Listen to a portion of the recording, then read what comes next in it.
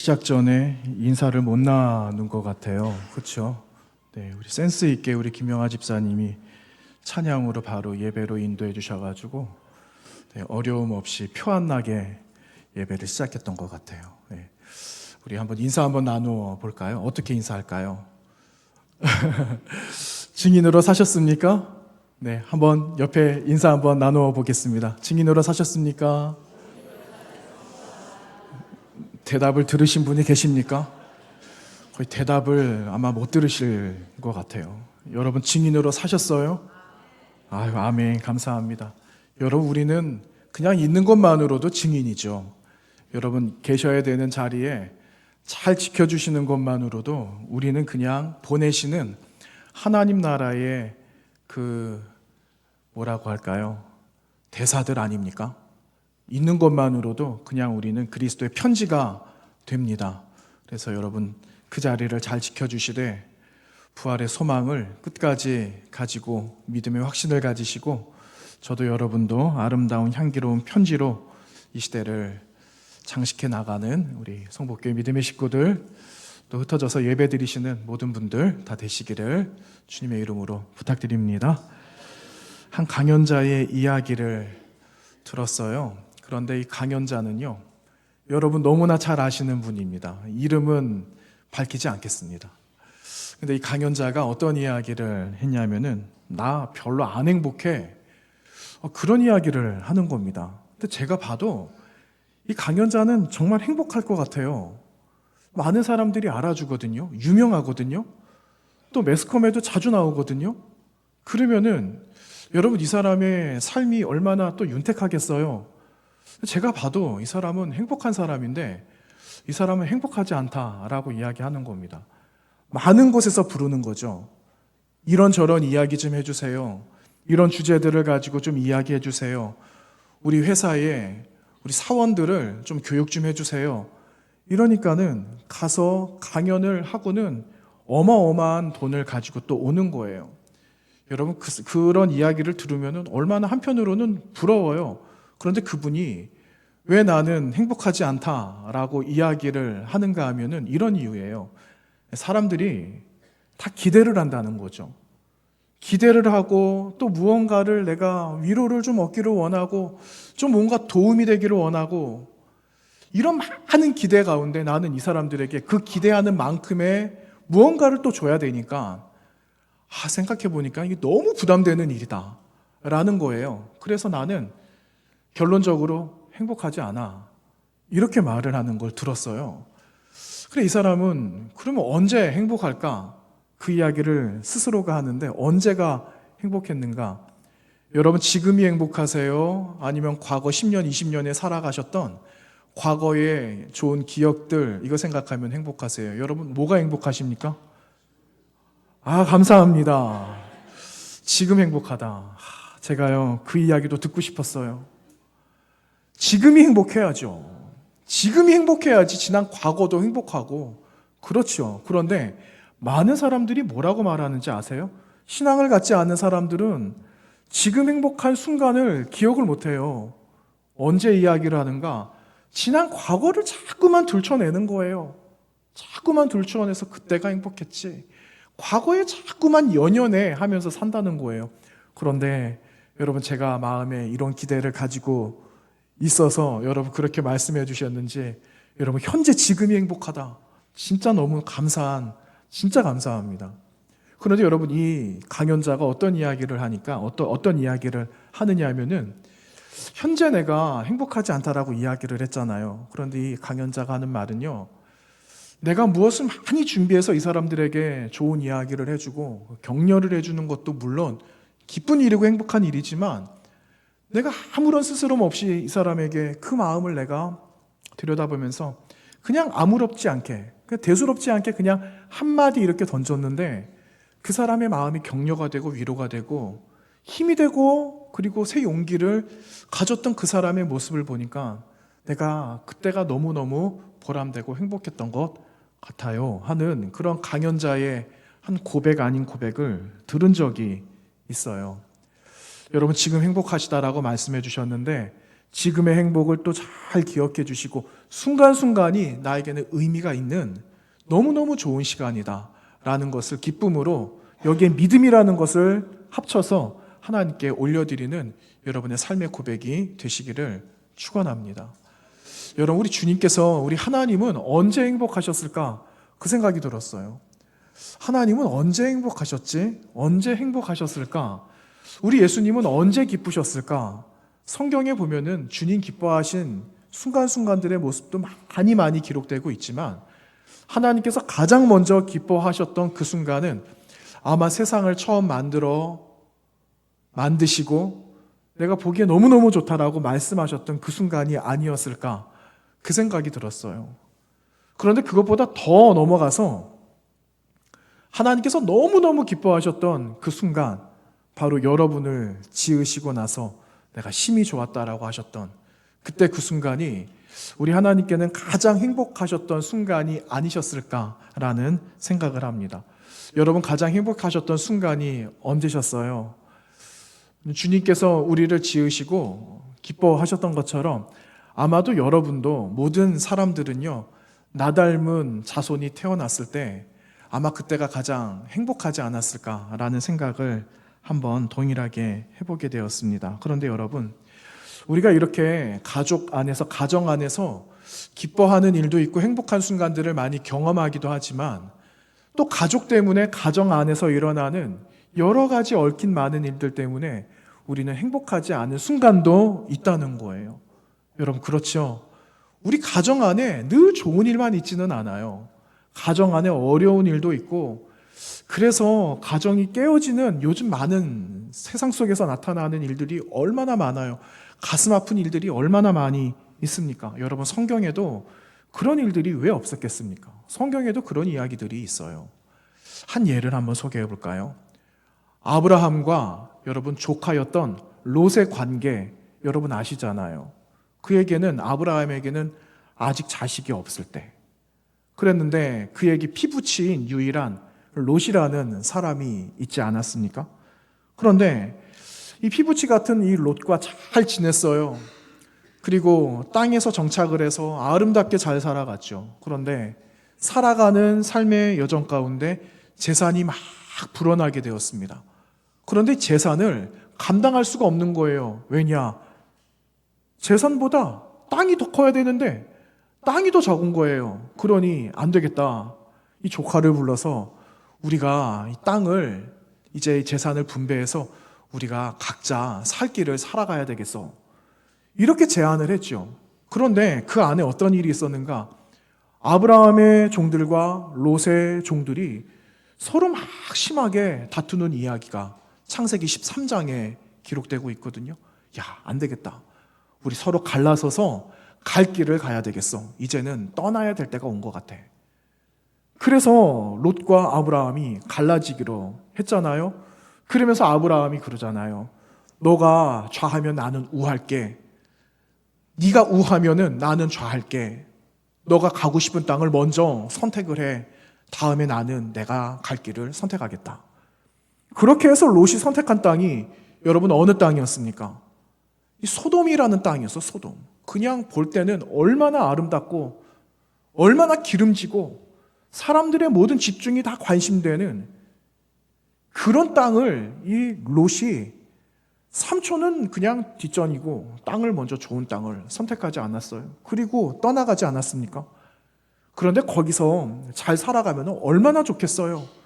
여러분 아시잖아요. 소돔과 고모라가 어떤 땅이었는지 아시잖아요. 결국 어떻게 됐습니까? 그냥 다 망해버렸어요.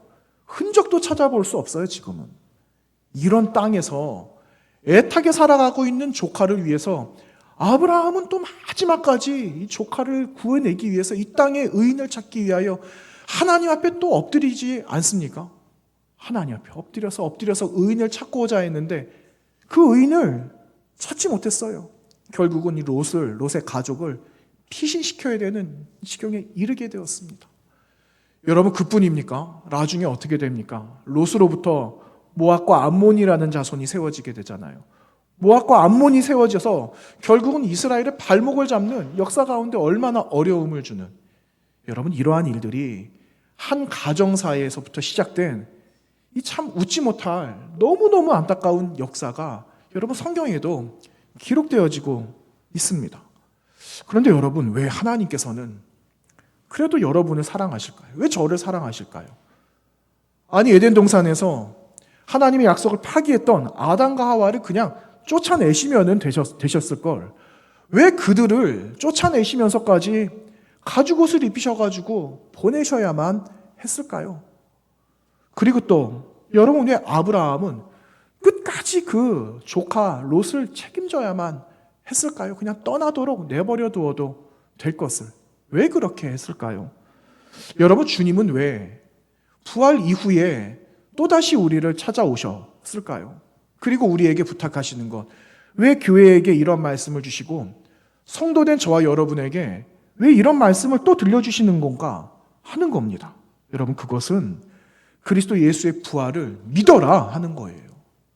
신화적인 이야기가 아니라 무슨 전설에 따라서 삼천리를 간다 뭐 그런 게 아니라 하나님의 약속, 예수 그리스도를 통하여 다시 구원 얻게 하신 부활의 그 흔적을 너희가 믿어야만 된다. 그거를 고백해라. 그래야지만 구원 얻을 수 있어. 라는 그 메시지를 교회에게 주시고 성도들에게 주셔서 그 믿음 가지고 살아가도록 하시기 위하여 오늘 또 이 자리에 저 여러분을 부르셨다라는 사실이에요. 여러분, 그 사실을 믿으십니까? 여러분, 그 사실을 믿고 우리는 증인의 자리에서 증인의 모습을 가지고 살아갈 수 있어야 한다는 거죠. 그래서 주님은 오늘 다시 우리 가운데 찾아오셨다라는 사실입니다. 사도행전 2장에 보시면 여러분 잘 아시는 교회의 아름다운 한 모습이 등장하지 않습니까? 초대교회, 예루살렘 교회. 그 모습을 여러분 보시게 되는데, 여러분, 그 예루살렘 교회가 그냥 갑자기 아름답게 된 게 아니에요. 예루살렘 교회가 건강하게 성도가 서로 교제하면서 서로 떡을 떼면서 그리스도의 몸된 공동체임을 드러낼 수 있었던 것은 여러분 언제부터 시작이 되었는가? 오순절날. 오순절날 성령을 그들이 맞이하고 오순절의 역사를 통하여서 베드로의 강력한 설교를 통하여서 이 예루살렘 교회가, 초대교회가 아름답게 세워진 것을 여러분 너무나 잘 알고 있지 않습니까? 초대교회의 성도들이 서로 그 베드로의 말씀을 듣고 그리스도 예수의 순수한 복음을 듣게 되었잖아요. 그리고 그들의 마음속에 찔림을 받게 되는 거예요. 내가 이렇게 살아서는 안 되겠다. 성령의 강한 역사를 통하여서 이 초대교회의 성도들이 회개하고 세례를 받기 시작함으로 인해서 교회의 완성된 그 모습을 처음 갖추면서 세상을 향하여 나아가게 된 그 모습을 우리는 너무나 잘 알고 있습니다. 그런데 여러분, 오늘 우리가 나누었던 요한복음 20장에 지나간 주 18절까지 말씀 나누었는데 19절 이하 오늘 나누고 있는 말씀 속에는요, 그들이 모여 있어요. 제자들이 모여 있어요. 이것도 교회죠. 그런데 교회의 모습이 너무 달라요. 어떻게 다른가? 여러분, 19절 말씀에 뭐라고 기록하고 있습니까? 제자들이 모여 있는데 제자들의 마음속에 무엇이 있다라고 기록하고 있죠? 두려움이 있었다라고 말을 하고 있어요. 유대인들로 인해서 두려워했다.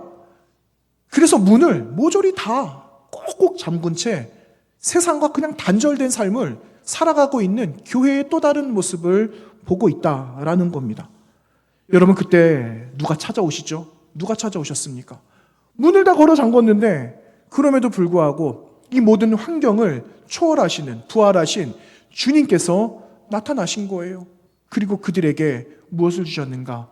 평강의 샬롬을 전하시는 거죠. 자, 여러분, 우리가 한번 생각해 볼 것이 있어요. 예수님께서 찾아오셨어요. 12명이 모인 교회 가운데 주님 찾아오셔가지고 제자들을 만나고 계시는데 제자들의 마음속에 평강이 선포되고 있지만 그들의 마음속에 있었던 그 두려움이 다 사라졌느냐 하는 거예요. 여러분, 그 두려움이 여전히 그들의 마음속을 지배하고 있었다라는 겁니다. 아직 예수 그리스도의 부활을 확신하지 못하고 부활하신 주님을 선뜻 받아들이지 못하는 것 가운데 이들은 각자의 서로 다른 감정과 얽혀있는 그런 분위기와 이런 것들이 복잡한 반응으로 나타나기 시작했다라는 거죠. 여러분, 예수님께서 부활하시고 나서 한 여인이 무덤가를 찾아갔어요. 근데 그 자리에 있었던 두 명의 제자가 있었잖아요. 베드로와 요한이 그 자리에 있었어요. 베드로와 요한은 예수님의 부활 소식을 이미 알고 있었습니다. 이미 들었어요. 그런데 제자들 무리 속에 함께 있다 보니까 그들의 믿음이 더디기는 마찬가지였다라는 겁니다. 그런데 머지않아 이 제자들은 기쁨을 회복하기 시작합니다. 언제 회복이 되는가? 무엇으로 회복이 되고 있는가? 그것은 주님의 흔적, 주님의 상처난 흔적을 그들이 본 후에 그들이 기쁨이 회복이 되었다라고 오늘 말씀을 기록하고 있어요. 더 나아가서 여러분, 그들의 기쁨이 회복될 수밖에 없었던 것은 이미 약속된 주님의 말씀이었거든요. 요한복음 14장 말씀에서 내가 다시 너희들에게 찾아올 거야. 내가 다시 너희들을 만나러 올 거다 라고 하신 주님의 그 약속된 그 말씀이 그대로 이루어짐으로 인해서 그들은 기쁨을 회복하게 되었다는 것을 오늘 본문을 통하여 우리는 알 수가 있습니다. 그때 주님의 두 번째 평강, 샬롬이 선포되었다라는 거죠. 그리고 그들 안에 있었던 두려움이 사라지기 시작했습니다. 그런데 여러분, 우리가 오늘 한번 생각해 볼 것은 이것이 아니라 다른 겁니다. 무엇이냐?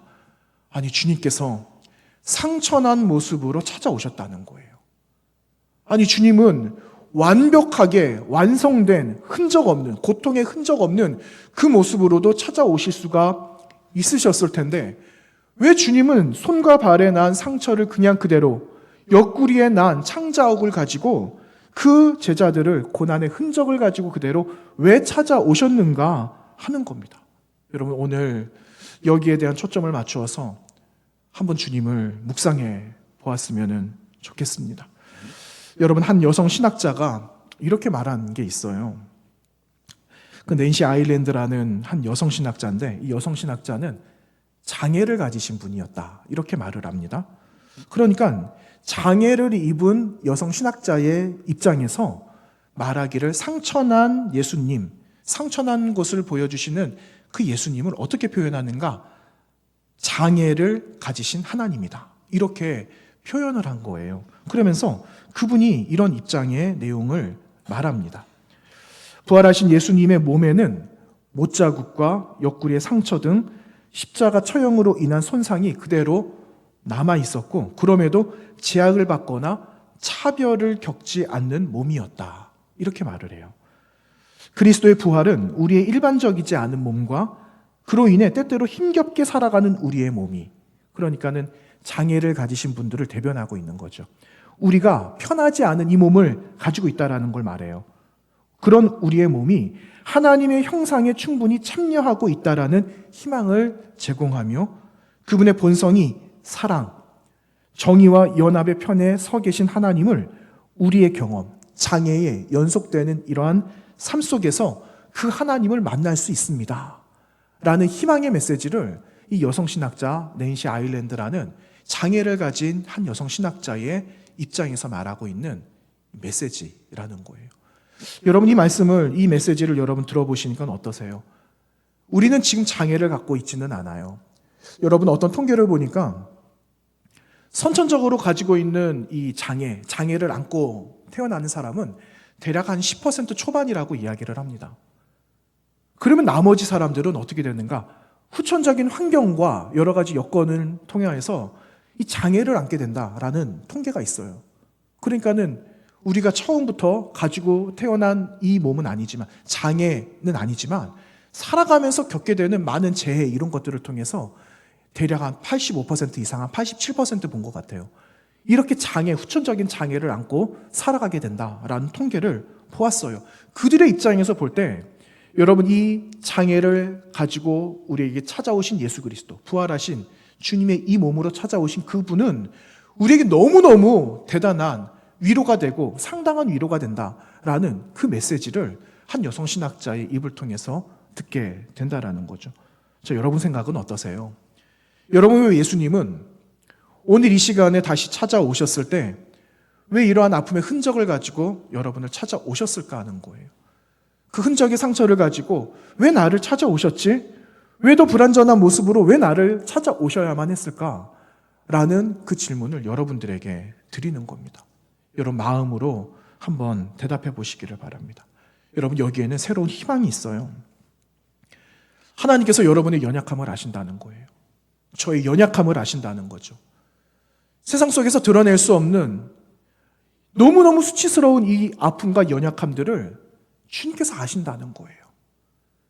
이 연약함을 다 끌어안으시면서 괜찮다, 괜찮아. 너의 그런 아픔과 연약함이 있지만, 흔적의 상처가 남아있지만, 지울 수 없고 씻을 수 없고 고칠 수 없는 어려움들이 있지만 괜찮다.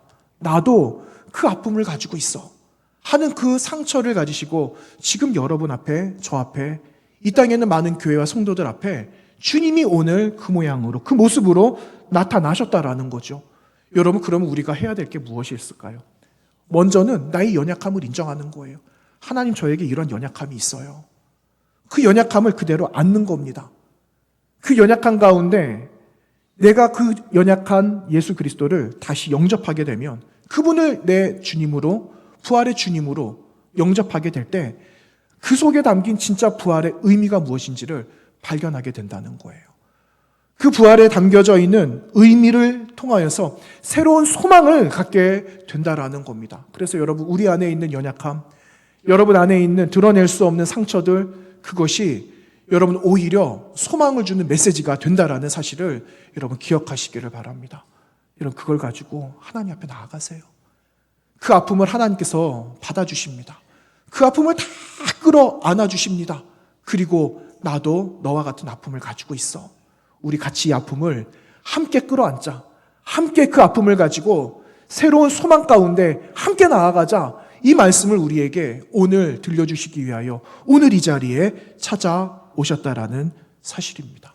여러분, 누구에게까지 오셨을까요? 도마에게까지 오셨어요. 여러분, 도마는 안식 후 첫날에 제자들이 모여져 있는 그곳에 도마는 없었습니다. 그럼 도마 어디에 있었을까요? 도마 어디에 있었을까요? 분명히 7일 사이에 주님이 부활하셨다라는 소식을 들었을 겁니다. 그런데 그의 마음속에는 주님의 부활을 인정하고 싶지 않았을 거예요.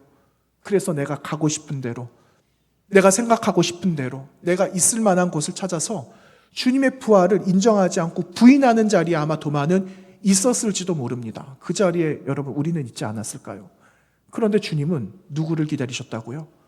도마 같은 저와 여러분을 일주일 동안이나 기다려주신 거예요. 그리고 도마가 그 자리에 있을 때, 우리가 그 자리에 있을 때 주님은 다시 우리를 찾아오셔서 어떻게 하셨습니까? 만져봐. 한번 봐.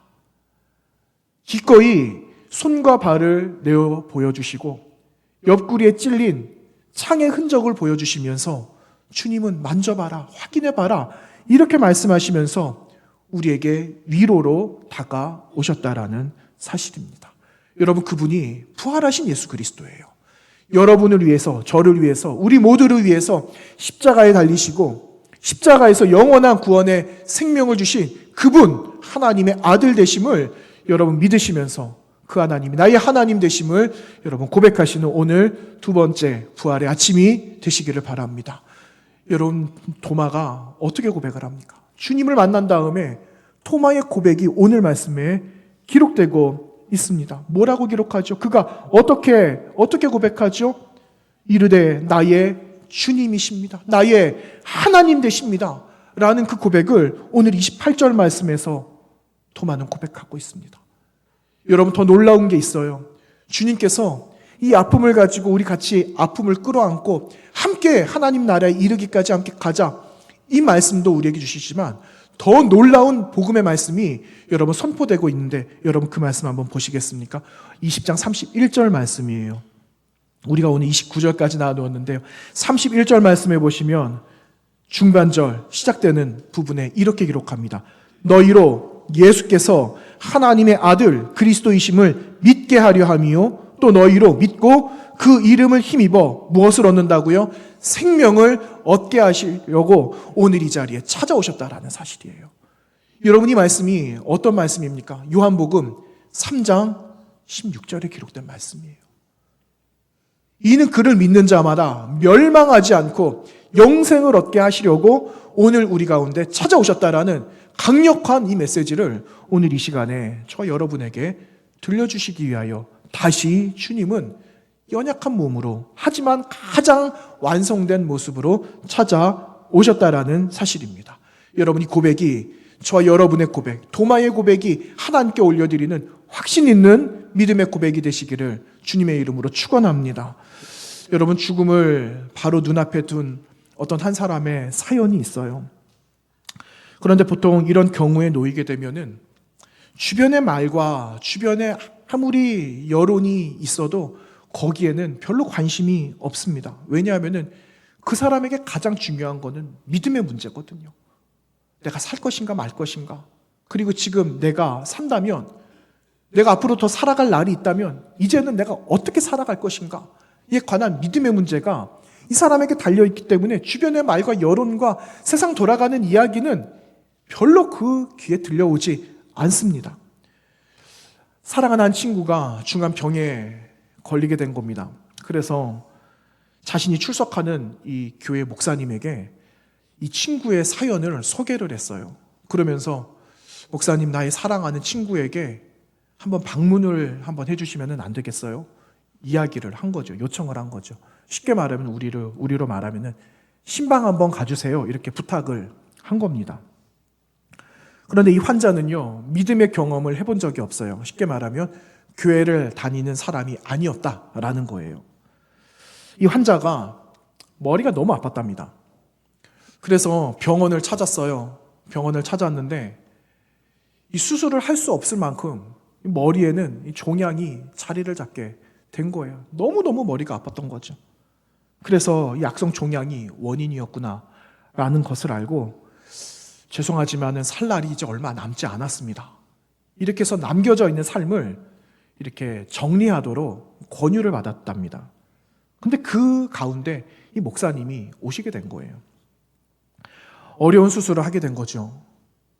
그러니 머리를 열고 종양을 제거하고 그랬더니 머리가 얼마나 이게 붓기가 있었겠어요. 머리를 칭칭 다 감고 있는, 고통을 이겨낼 수 없이 일그러진 그 얼굴을 보고 있는 그 목사님, 내가 여기 온 이유를 설명을 하는 거예요. 사실은 당신의 사랑하는 친구가 나에게 이런 간곡한 부탁을 해서 내가 이 사연 듣고 당신 찾아왔다고.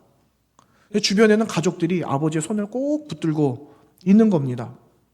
그러면서 죽음 이후에, 하나님을 알지 못하는 사람은 죽음 이후에 어떤 세상이 있는지 모르지만 하나님을 믿고 예수 그리스도를 영접하는 사람들에게 죽음 이후에 또 다른 세상이 예비되어져 있어요 라는 그 이야기를 들려주시면서 요한 1서의 말씀을 그분에게 전하셨답니다. 요한 1서 5장 11절과 12절에 있는 이 말씀이에요. 그런데 요한 1서 5장에 있는 말씀은요, 세상을 어떻게 이길 것인가, 세상을 이긴 믿음에 관한 그 말씀이 선포되고 있는 말씀이거든요. 근데 5장 11절과 12절 말씀에 이렇게 기록하고 있습니다. 또 증거는 이것이니 하나님이 우리에게 영생을 주신 것과 이 생명이 그의 아들 안에 있는 것이니라. 아들이 있는 자에게는 생명이 있고 하나님의 아들이 없는 자에게는 생명이 없느니라. 여러분, 무슨 말입니까? 예수 그리스도를 영접하라는 말 아니에요. 예수 그리스도를 믿고 영접하면은 그에게는 하나님께서 예비해 놓으신 또 다른 영원한 세상이 예비되어져 있다라는 그 말씀을 이 목사님이 소망 없는 이 아픈 환자에게 말씀을 전하셨다라는 겁니다. 여러분, 어떤 일이 벌어졌을까요? 당장 이 땅에서는, 당장 내 호흡이 끊어지면 당장 이 땅에서는 아무것도 낙이 없다라고 보이겠지만 그렇지 않다라는 그 말을 전했을 때 이 환자가 어떻게 했는가? 내가 그 예수 그리스도를 영접하겠습니다. 한평생을 예수 그리스도를 알지 못하고 살아간 그 인생의 그 입술에서 내가 그 다음에 삶을 향하여 그리스도 예수를 영접하겠습니다 하는 그러한 고백이 있게 되었답니다. 여러분, 몇 달 후에 그의 믿음의 결과가 어떻게 되었을까요? 그의 고백대로 되었다라는 그런 사연이 여러분 있습니다. 여러분, 이런 사연들이 우리 주변에 얼마나 많아요. 그런데 그 주변에 이런 사연이 있다라는 것은 하나님께서 살아 역사하신다라는 증거 아니겠습니까? 그 부활하신 예수 그리스도가 지금 우리 가운데 찾아오신 거예요. 그분을 신뢰하는 겁니다. 여러분에게 마지막으로 질문 하나 드려볼까요? 여러분, 왜 주님은 상처나신 이 몸으로 다시 우리를 찾아오셨을까요? 여러분, 마음으로 한번 대답해 보세요. 여러분, 우리 안에는 말할 수 없는 아픔과 고통과 상처가 있다라고 그랬어요. 그런데 그 상처를 아시기 때문에 주님은 여러분 가운데 저에게 다시 찾아오셨다라는 사실입니다. 그래서 그 상처를 하나님은 싸매어 주시는 거죠. 다 싸매어 주시고 다시 새로운 삶으로 우리를 위하여 예비해 놓으신 하나님의 나라를 향하여 믿음으로 함께 걸어가자. 그 격려를 우리에게 하시려고 이 자리에 찾아오셨다라는 사실입니다. 여러분, 예수 그리스도의 부활을 신뢰하시기를 바랍니다. 여러분, 그 신뢰하신 그 이상, 그 놀라운 하나님의 역사가 여러분 우리의 신뢰 그 이상을 뛰어넘어서 마지막 날, 그 기쁨의 날을 우리에게 허락해 주실 것을 우리는 믿습니다. 그 믿음을 가지고 살아가는 거죠. 눈앞에 당장에 무엇이 펼쳐지거나 무엇이 보이거나 무엇이 잡히지는 않아요.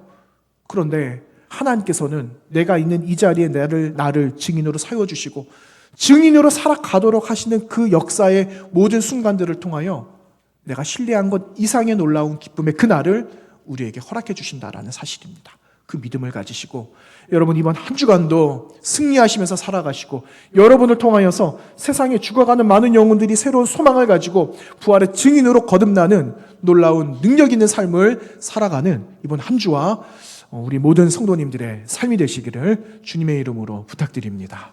함께 기도하겠습니다. 거룩하신 하나님, 감사합니다.